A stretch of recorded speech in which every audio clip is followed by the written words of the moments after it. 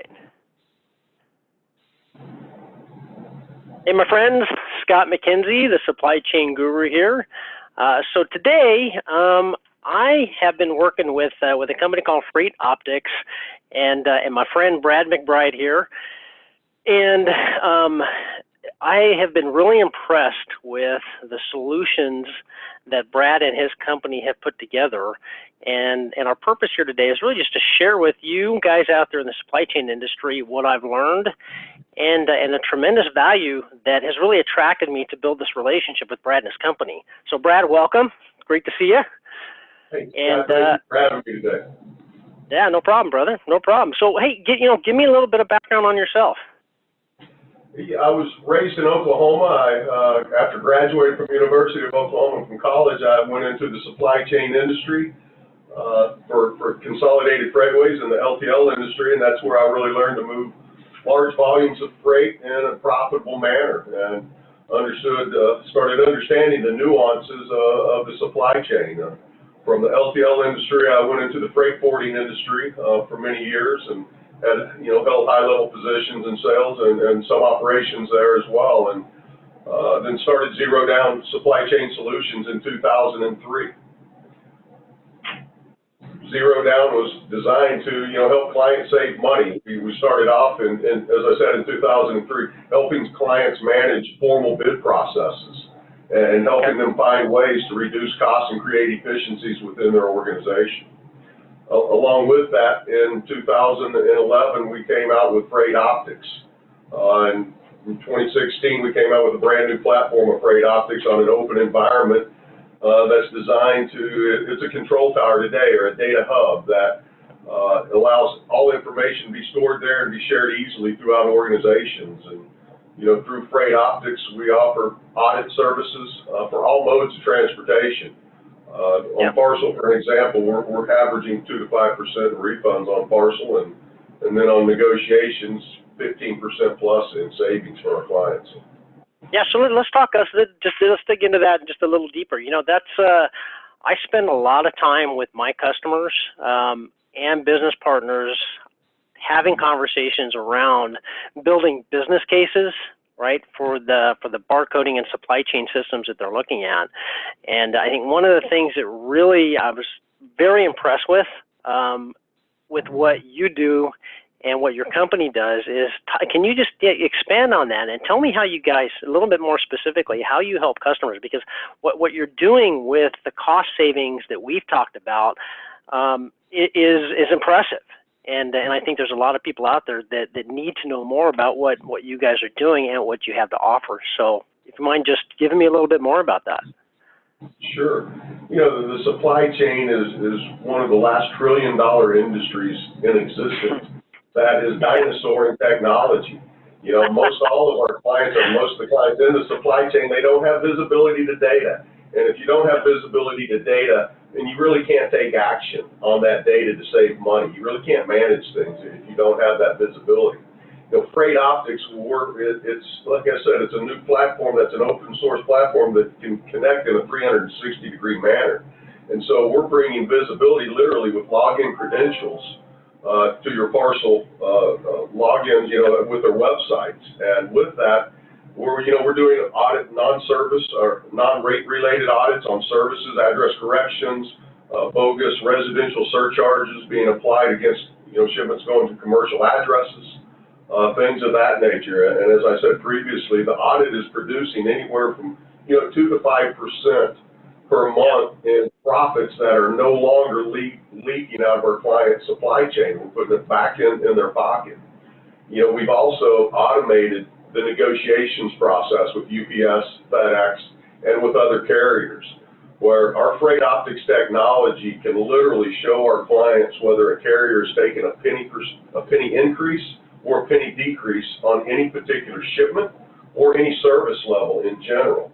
Having visibility to that data and being able to action that data to provide savings and efficiencies in different departments within our client's organization, accounting, marketing, and obviously logistics, customer service.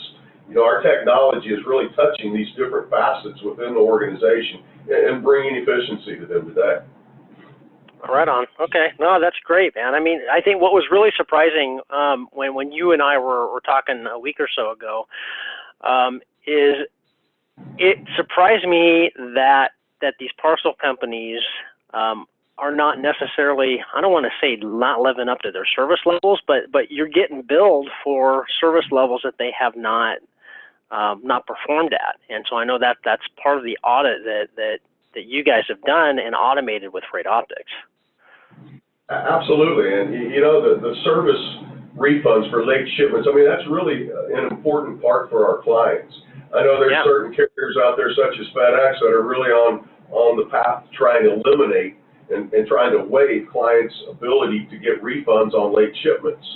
You know, obviously my company makes money on late shipments, but in reality, you know, every late shipment, it's not just about getting the money back for a shipment that didn't make its service, but it's really bringing to the forefront that the customer didn't receive what they expected, and that's a failure in the eyes of your organization with your client.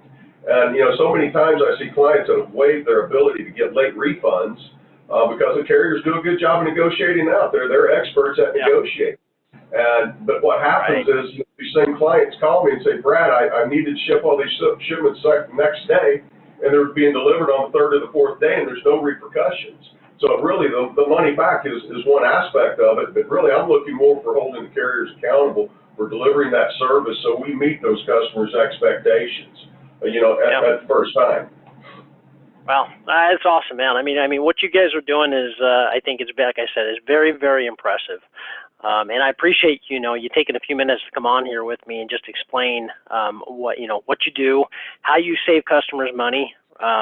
It's very rare that we see a company like yourself that really has a clear handle on exactly how it is that they're going to save their customers money, and that's your entire business model. And it's like I said, I'm just very, very impressed with that. So what do you see happening kind of in the near future here with some trends with the parcel carriers? I mean, what do you see? I know one of the things that, FedEx just came out with, I was just reading it on one of the parcel websites about how they come out with it's a general rate increase, right? We see those coming. But what do you see as far as that's concerned, and then some of the trends associated with that? Yeah, you know, that's a great question, Scott, because, so here comes the rate increases. And you probably saw, what was it, a 4.9% average increase. So, you know, that 4.9%, as they say, it's an average, and it's really not applicable to most of our clients. You know, we just released a new program within FreightOptics called the GRI technology tool, or GRIT.